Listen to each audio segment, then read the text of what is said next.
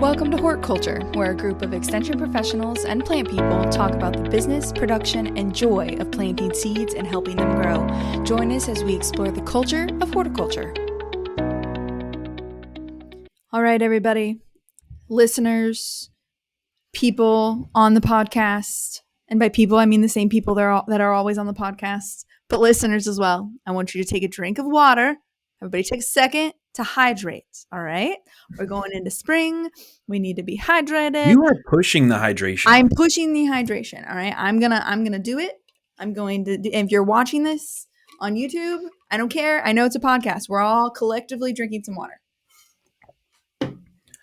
Very good. I'm very proud of all of you. Good. You are basically just a plant, and you need some water and some sunshine. So let's. I What am. plant are we? What kind of plant are we? I'm not a I don't plant. know what kind of plant are you. Industry I don't plant, know. maybe. How about what kind of plant are you today as we sit here? What kind of plant are you as you sit here right now? What kind of plant? Because, we change over time. We can be different plants. Sure. Today the vibe is, I'm going to go with Echinops, which is blue globe thistle, if you are not familiar with that. And it is exactly as it sounds. It is blue, it is round, and it is prickly, and that is how I feel. But it's really pretty, so.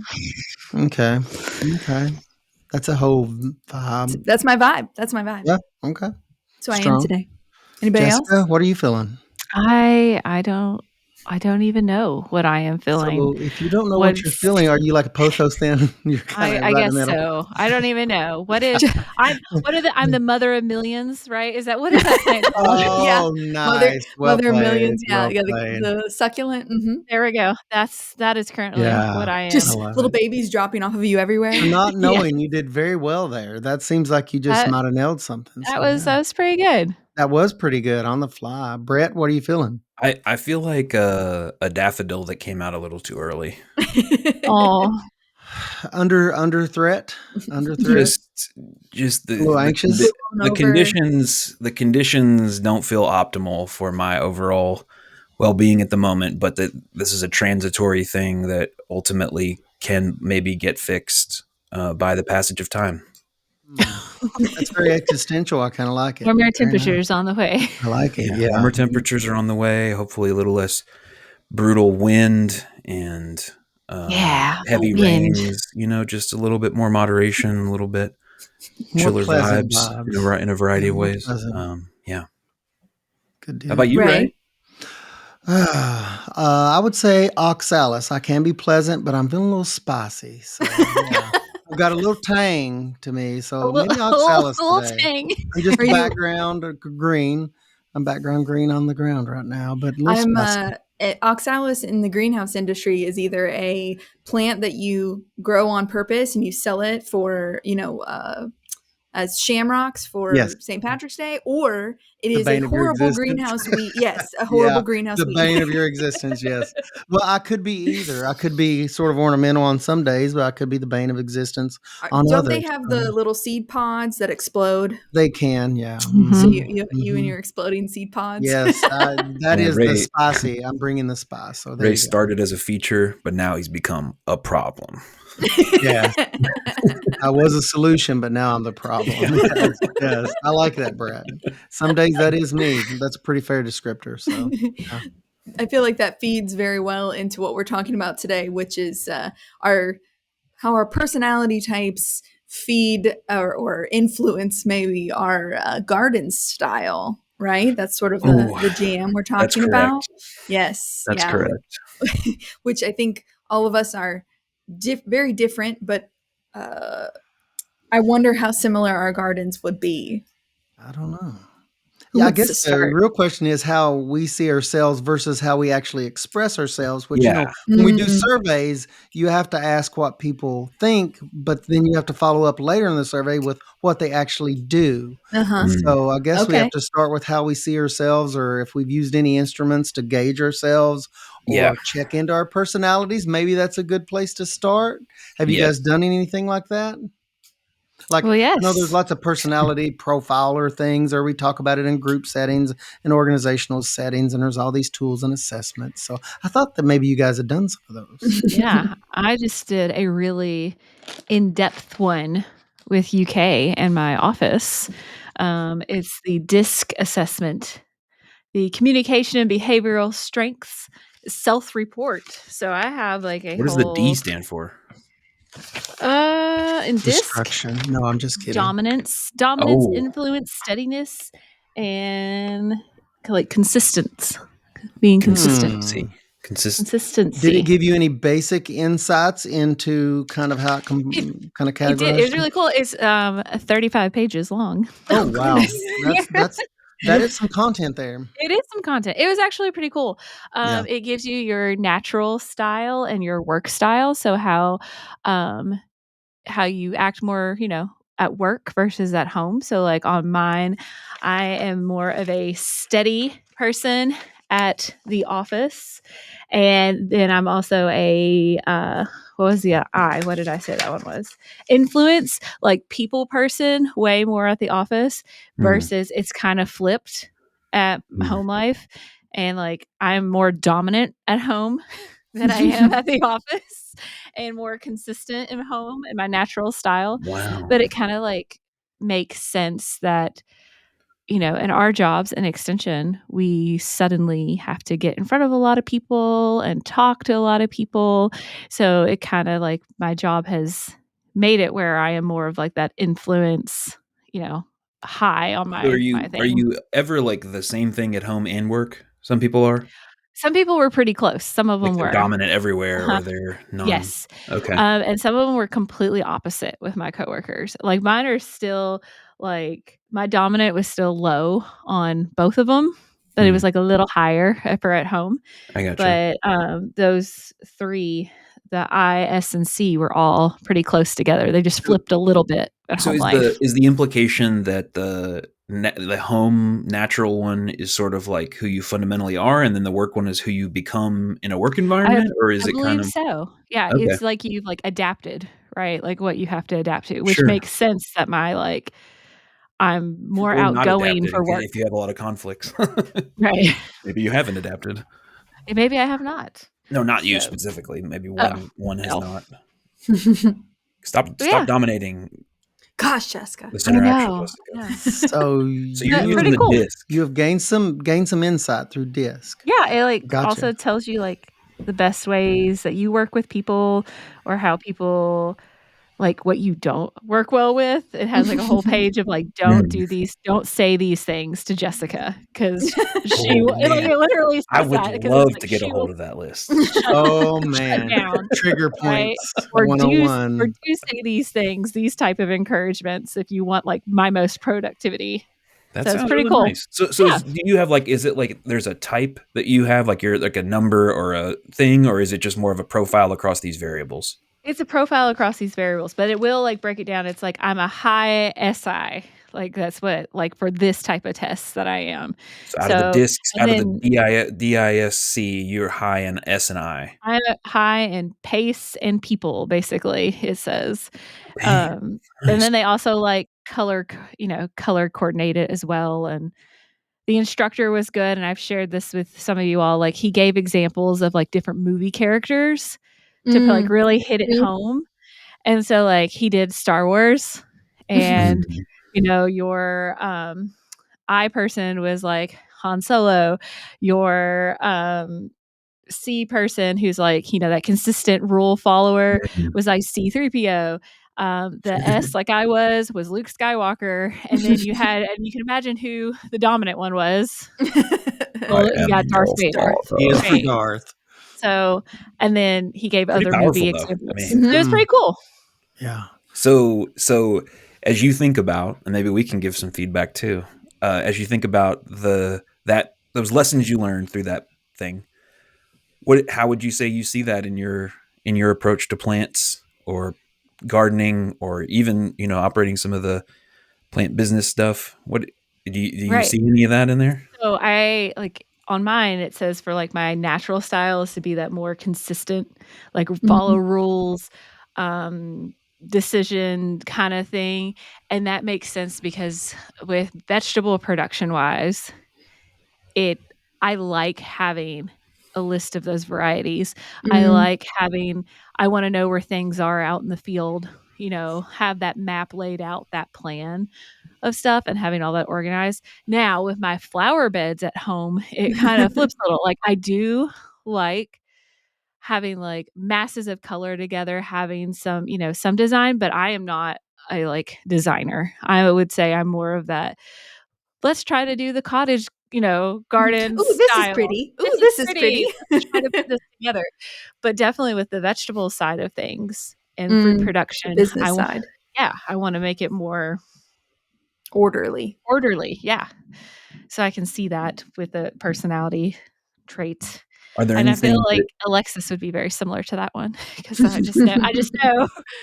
Are there any you feel like there's any aspects of your personality or approach that you looking back now, thinking more about yourself and growing across time, you're like, oh yeah, I do struggle with that thing and have had to kind of adapt and change in order to be better. Like some people would be bad with record keeping, or they're more scatterbrained, or some people would be more bad with being able to let go of control when there's a crazy year or something like that. Are there things in your personality assessment that you feel like you've had to adapt somewhat? Yeah, when I think about like farm business wise with changes over the years from how we first started managing everything to now, and then very fortunate, work with my like in-laws through this business, and then my husband, and how they approach things. Their personality is very different from how I would approach things, and being able to manage that. Cause I was thinking of examples as I was going through this training about how my husband at home is more of that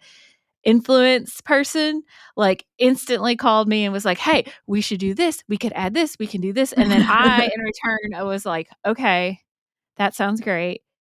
But how much is that going to cost? Where are we going to put it? Who's going to do this? And I mean, it works in the end, but just, over time realizing how to work with those other, to make it work as a whole, because they can all work together, right?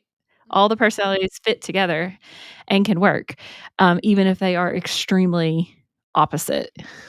So my mom used to say growing up that my dad was the dreamer and she was the doer. And so he would come up with the great ideas and she'd figure out ways to get them done. And they worked together to get them done. But she always said, like, oh, your dad's, he's such a dreamer. Right. So Alexis, are you more of a dreamer or a doer or something else? What was your reference point for understanding thyself? Well, Brett convinced me I needed to know my Enneagram type.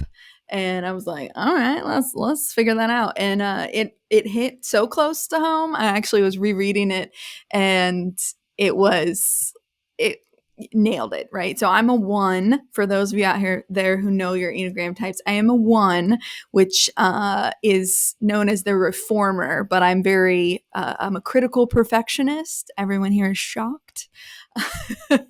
I'm very mission oriented. I'm very practical in things.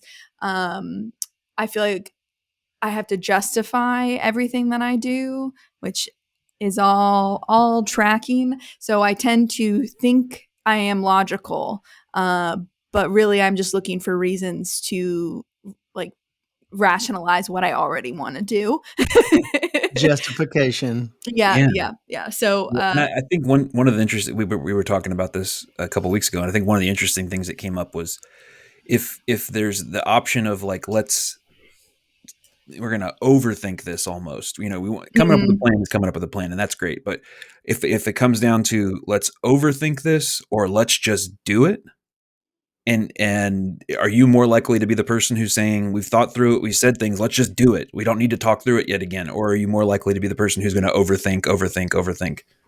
Yeah, I feel like I told you one thing, but the more I actually looked at my actions for it, I do want to think about it. I do want to make a plan, but then it's done and I'm going to go do it. And that's what you said. That's what you said before. Is that what I said? Yeah. I was like, I don't know if I told you I was going to overthink it. I get a little, I married an engineer. So he is a big planner, and which is great most of the time. But yeah, I'm the one pulling out the, drill or the chainsaw. And I'm like, okay, let's just go. Like, we got to do it. We got to do it. We got to take the step now. Yeah. So you find yourself saying, let's go, let's do it. And he finds himself sometimes saying, can we just talk this through real quick? One more time. Make sure. Yeah, that's funny. Yes. Any other kind of ways that you see that stuff playing out in your yeah, I think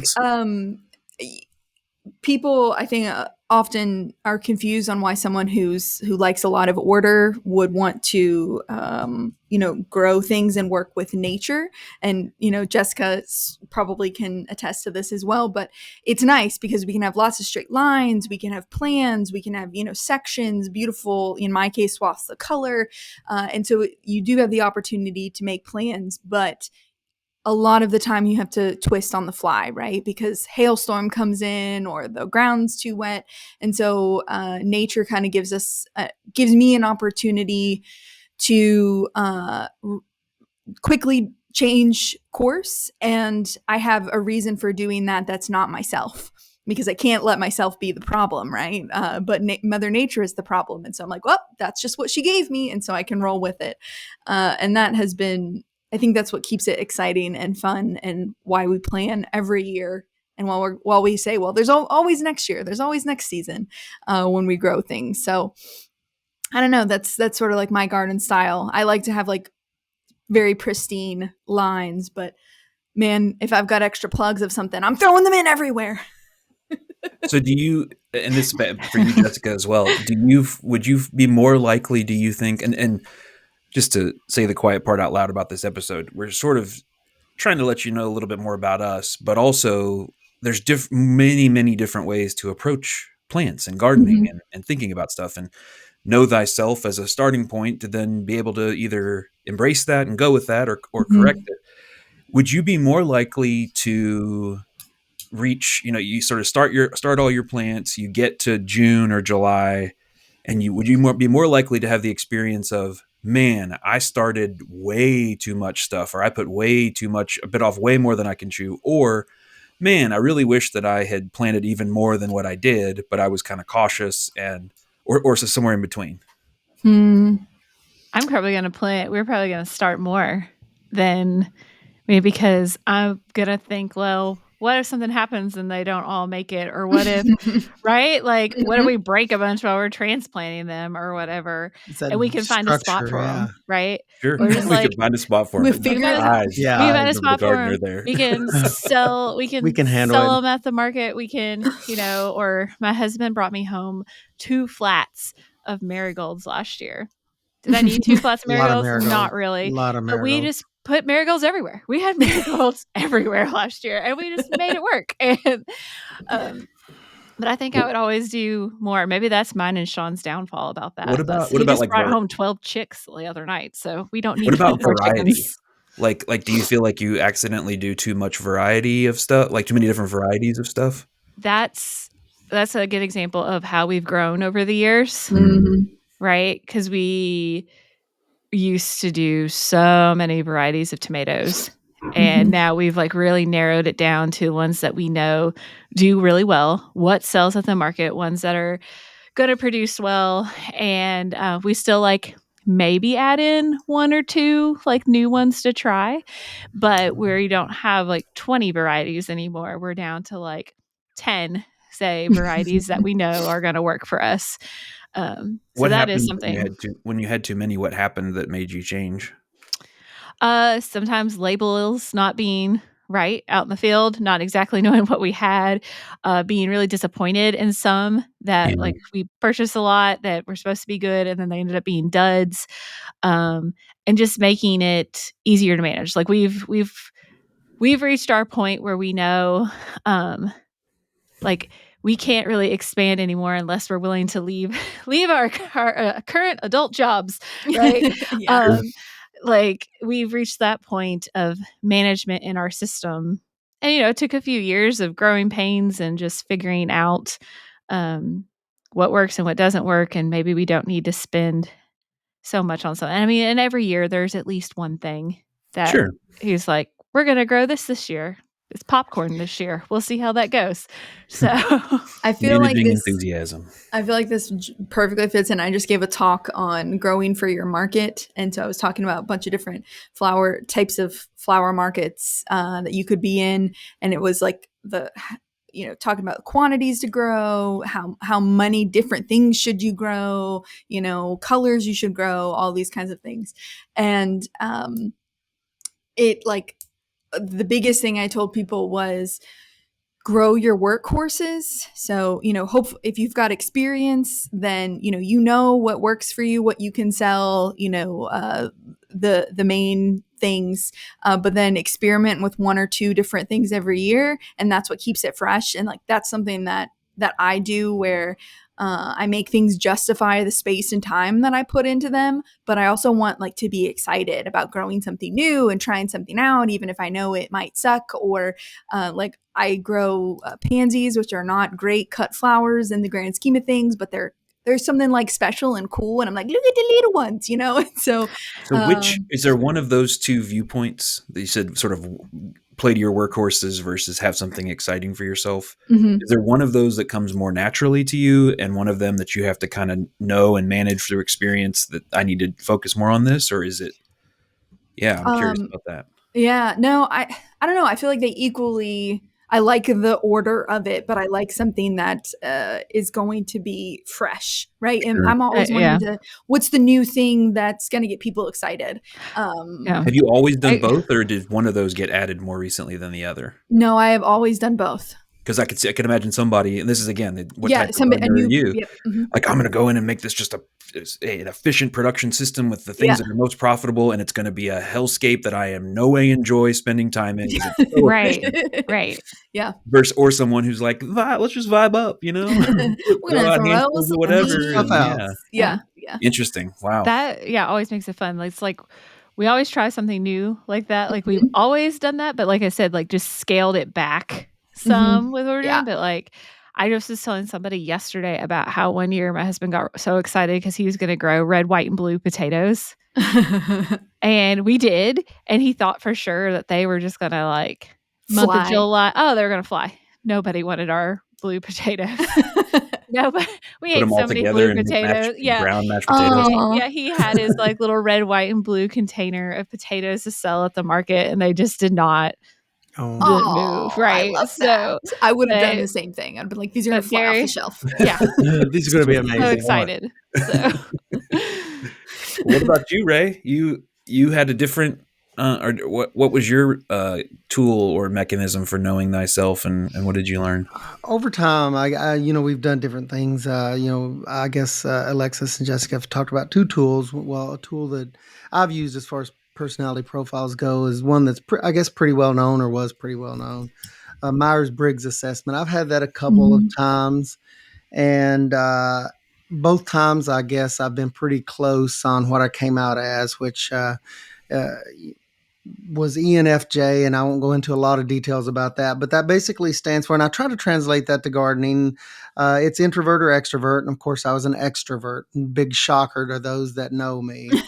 I tend to be kind of introverted at home, but at work, I'm a functional extrovert, and the N was intuition, which in a garden, that kind of translates to experimenting and designing, which kind of makes sense. I did a little, I'm not a landscape designer, but I did commercial landscape designs before I came into extension through a commercial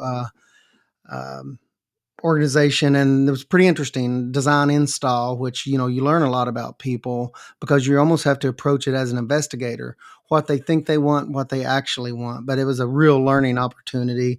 But that was my N being intuition is what it stands for. So that's the experimental side. F is feeling, which in a garden, that means I connect, I guess, to emotion more than I do just code logic. That's the way I connect to people, and that's the way I view the world. And let's see, E, N, F, and J is judging, which is I approach things with a kind of a structured approach. That's what it would translate into the garden. The flip side of that would be perceiving. That's the flexible, go as you kind of go with the flow sort of approach. So ENFJ, and I was trying to think how that related to my gardening, both in my former professional activities and then kind of how I garden at home. But I'm sort of all over the place. As an extrovert, I don't do a lot of extroverted stuff at home in my garden because it's all personal gardening. And part of that is just the way that our lot's laid out. I don't have anything much out in front besides just landscaping. In the back is where my wife, she has, a nice cut flower garden which grows every year and takes up my vegetable space. Thank you very much. But as far as just the way I want things to look in back, it's interesting when I started thinking about this because I do like everything to have boundaries that it's a landscape bed. Talking more about landscaping, it doesn't matter if it's flowers or vegetables. I want it to look like it's intentional, but there's no straight lines in anything that I do. I'm very much a curvilinear designer, no straight lines. And when I prune plants, I like natural form habit versus rigid shearing. And that kind of played into my personality. But as far as the plants that go inside of the gardening, I like for them to have a purpose. Just me personally. Like, I mean, tomatoes can be pretty, people. Lettuce can be pretty. Things that Agreed. Yeah, I mean, it can be fun and functional, and that's the type of gardener I am. Edible landscaping. Yes, I love the edible landscaping stuff. So the more I started thinking about this, I'm like, how in the world am I going to translate this in? But you really kind of can. And so that went along with the kind of the feeling section, I think, is I wanted to be functional, but I also wanted to feel good about the garden, like you said earlier, Brett. So yeah, I want it to look like a landscape bed, but at the same time, my favorite type of garden is a cottage garden. But I want that cottage garden to have nice borders, nice edging around it, so you can tell it's a landscape bed, but it can be a ride of color on the inside. Yes, I love I that. love that. But and I'm also one of those gardeners that I realize the hardest thing to accomplish in landscapes, and it's deceptive, is simplicity. So I always err on the side of simplicity as far as adding elements and colors if it's more of a aesthetic landscape.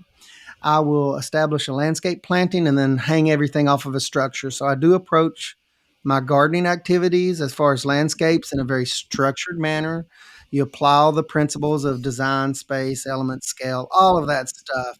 You apply that, but the garden out back, it's a ride of color. It's a different story because it's for us. And my wife is involved with that, and she is more on the artistic side of things. So she loves just everything that looks like a 70s rock concert. She loves the color and the noise, and I'm good with that too. So I guess I'm a little bit here and a little bit there all over the scale, but I am a community gardener. I do love the community type. I'm an extrovert, so I do love plant swaps and things like that. But I also enjoy my time in the back of the garden that's away from people, that I'll go have a cup of coffee, sit and look at the, geraniums or whatever. Yeah. I think that's really common for us in our field, as I've known you all for a while, and I've known, a couple of other extension agents, because we get so just kind of like how my personality thinks. It's like I'm more extroverted in my job, right, than at home. And I see that across with a lot of people in extension, because we are extroverts at work a lot of times. And so then when we're like more introverted when in our home lives, Don't and even speak with to our me. even with our I need my gardening. batteries to recharge. Yeah. Yeah. Don't call. The answer is no. I often in the spring just get peopled out. Like great people interactions, like a fantastic day at work, but then time you come home, I'm just like, I'm done peopling. I can't people chocolate anymore. cake is delicious, but if you have too much of it, you start feeling bad. Do you? Eventually your health is going to suffer. Well, I mean, I would be happy to have a cake off with you, and we'll just see who regrets it first. Yeah, who regrets it first? I would do that. Who's going to have a peach off with you? Yeah. So, Ray, do you think you're more, like kind of the question earlier, do you think you're more likely to bite off more than you can chew, or you're more likely to say, man, I kind of wish I had put out more? No, I kind of am a planner as far as structure goes. I try not to put out, because I'm thinking of one thing at home. How hot is it going to be in July? For me personally, I'm always a planner. I want to know how much water it's going to take to automatically water that stuff to keep it alive, so I don't have to worry about it. So I kind of try to hit the mark. I reflect on what I've did the previous year and what worked well, and apply that to the next year. So in that manner, I'm pretty structured. So I err on the side of, once again, simplicity and a little bit too less than a little bit too much. So, yeah.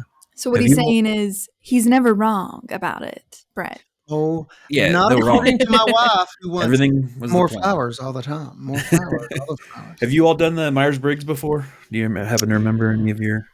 I have done it, but I do not remember. I don't remember what I was, though. It's been several years. Yeah. I know mine was that I was actually more introverted than extroverted, and that shocked everybody. But that could just be how I was feeling that day when I took the test. Actually, you've got all these tools, these nice AI tools. And so I was like, well, can I translate this over using a rubric? And I did, ENFJ. And it says my ideal gardens based on my Myers-Briggs topology is cottage gardens, no shocker, bursting with life and color and a mix of flowers and edibles, which kind of Love describes it. the Super cool. situation. Wildlife friendly gardens, love that. Something to attract things like birds, bees, butterflies. We do have a little pollinator garden at the very end down next to Elkhorn Creek where we live. Let's see, shared community gardens. I don't do that personally, but now at work, I'm all about that. Love those things.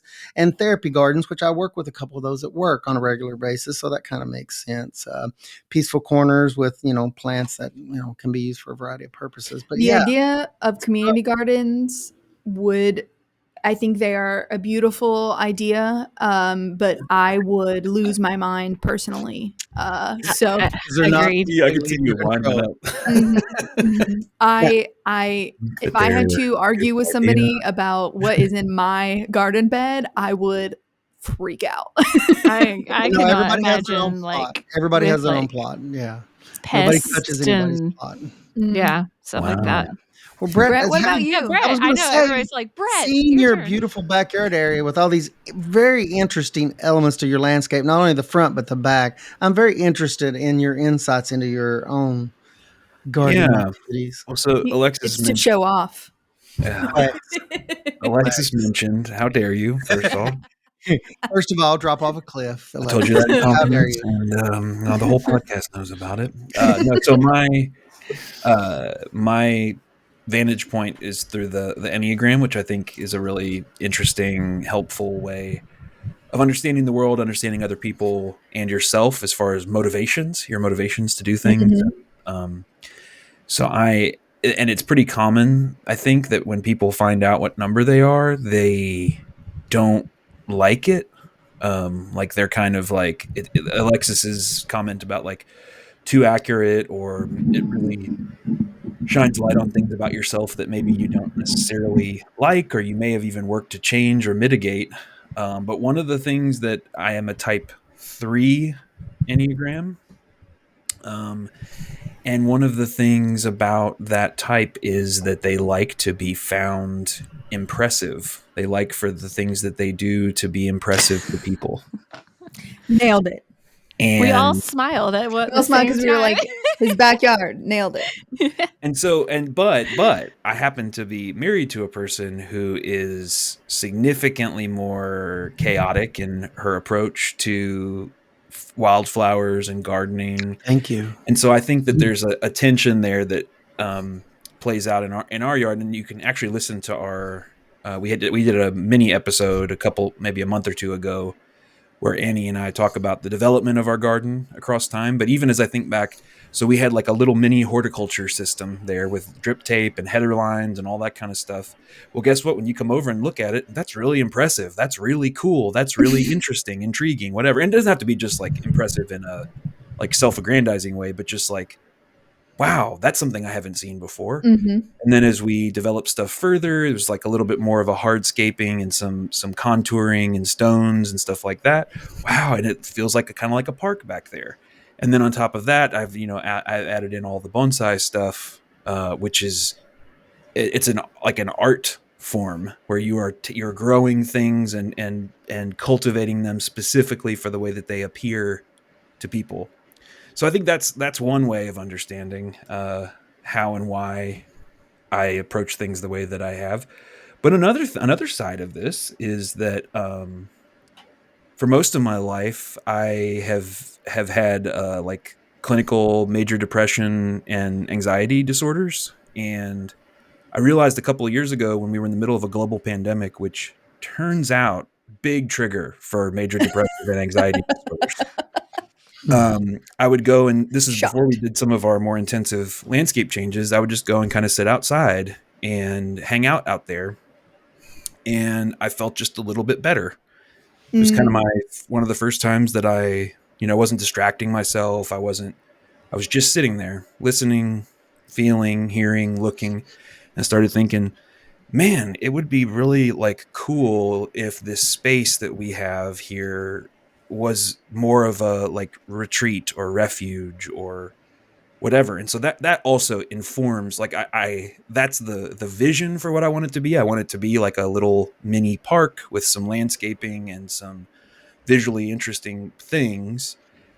That's like for me, what I need from it, what I've realized about myself, is this quiet space, this quiet refuge place to kind of hang out. But then when we do it, I want to do it at the top level so that it's really cool looking and really impressive. And there's a big, Japanese informed archway, but not too appropriative. And there's, bonsai trees already, so we don't need to go any further down that rabbit hole. And also, I have, pretty strong values about a variety of things. One of which is about just trying to provide a space for other life forms besides myself to thrive and be happy. And so we have a lot of stuff that's aimed at pollinators, and that's a big part of what we do as well. And so I think, yeah, those are some overview thoughts of who I am as a person, and how I think the transition from the intensive vegetable thing over to more of the landscape thing was me accepting, like, this is causing me more stress than the benefit coming out of it. Gotcha. And so let's do this. And now it's, instead of it being like, oh my God, this is a painful place to go and look and see at all the things that need to be done. And instead it's like, oh, look, this is blooming now. Look at this. These things are happening, and there's just a little bit more chill. When you're in a park, I was going to just, go ahead, Jessica. Oh, no, I was just saying that's why I love, and maybe Alexis can relate to this. I love that separation I have of garden production with that versus like my flower beds at home, and just like, we're just going to plant tons of sunflowers and enjoy them. We're just going to plant for butterflies and bees and going to love it. Yeah. For the heck of it, right? And so it's so nice to have that like refuge, like you creative outlet too. Yeah. I always want spaces like that to be kind of relaxing. And that's a spot, and we've kind of protected that. We have lots of trees down back. And really, I just consider what little activities we do down there and a little patch of sun, flowers, a few vegetables, this, that, and the other, is it's just enhanced that the tree line that's along the creek. And that's my favorite feature, is the shade by the tree line. So it's really just enhancing and working with what's there. I grew up kind of in the foothills of the eastern part of the state, and that's my biggest influences. Brett said, almost like a retreat or refuge. That's the way I see my natural spaces, is that number one, unless it has to be for food production, which in this case it doesn't. I look for that area that's sort of natural, and you can observe kind of natural cycles and things kind of taking place. But yeah. And it is absolutely remarkable how much plants soften and enhance, and they bring both like noise and quiet to a space. Right. And even like affect the, like, when just having plants that are growing, and some of them, lower down, it, compared to when we had sort of almost like bare ground vegetable beds, it feels like 20 degrees cooler just visually looking and seeing plants instead of just exposed soil or mulch or whatever, plastic mulch or whatever. It just feels palpably different because there's these established anchor plants in the landscape, and they're kind of they've put on some mass now, and they're getting there. And then all the annuals and stuff we fill in with in between. Yeah. I'll remind people, if you are in a production, if you're listening and you're saying, well, that's all great, and I do have my areas, but that doesn't make my production area any less stressful when I walk out. Reminder: silage tarps are magical. If you don't know what a silage tarp is, even if you're a home gardener, they can be great. They can be big black tarps, and you throw it over your problem areas, and they just disappear. Okay. Now, That granted, says a lot maybe about your personality. you I'm not need to look. sure. You need to look at your. This is an opportunity to look at your systems. How can you? Do you need to take on less moving forward so that you can manage things better? Blah blah blah. But also, it makes you feel a lot better to not see those really weedy areas or problem areas. And I know black tarps are not the most beautiful thing to look at, but it is way better than feeling bad about myself about all the Johnson grass that grew up because it hadn't stopped raining in 2 months. So I just wanted to share that with some people. It's a blank slate and you just pull it off when you're ready. No harm, no foul. Well, and I also think too, like in your all's case, where the production system and the growing space is part of a economic consideration, and it's not your retreat might be different from my retreat. It could be that you look to get some houseplants for your living room, or you look to maybe create a little space, where you can sit and read and hang out, or just like I think just those for me, those the way that the built environment, in part in my case of a garden, affects your mood is pretty wild. All the architects and landscape architects are like, yes, Duh. our whole thing, it's sort of our thing.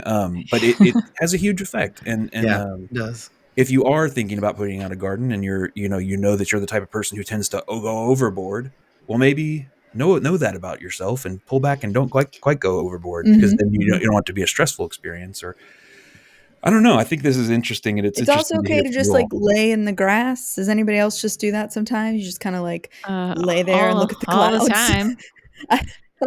I don't need it to be anywhere in particular. Sometimes I'm just like, I need to now, and I just feel the earth.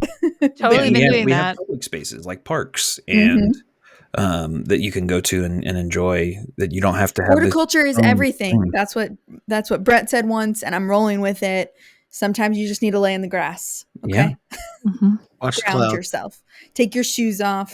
As don't walk through any white clover, but right. As you started this podcast, we all need to drink some water and go sit out in the sun, just like little plants. And that's what you need sometimes. Just even on these still kind of cooler days, it's getting ready to warm up, but the sun is out. I have totally been going out there. I mean, I'm photosynthesizing right now. Yeah, I saw a video of some girl. She said, "I'm gonna go sunflower," and I was like, "What?" And she walked outside and she just stood there and tilted her head back and looked at the sun. And because sunflowers, they say always follow the sun, even though but anyways, she goes in sunflower, and I just thought that was such a cute way of saying that. Just go sunflower.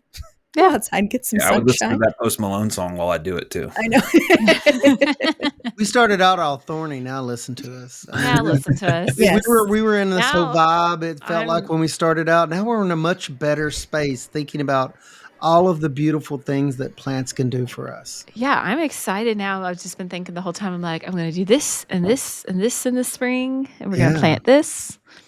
I'm going to go plant some oxalis. I actually seeded clover in my lawn the other day. I was close. So I'm in the middle of, this is, I would say March is kind of the peak of repotting season for bonsai and things that are in that trajectory. And so I'm getting to dig things up that I did things to last year, not get them out of a pot, that I did things to last year, and see the development of the roots below the surface. Because you don't really, the way I'm doing it, you don't really see it.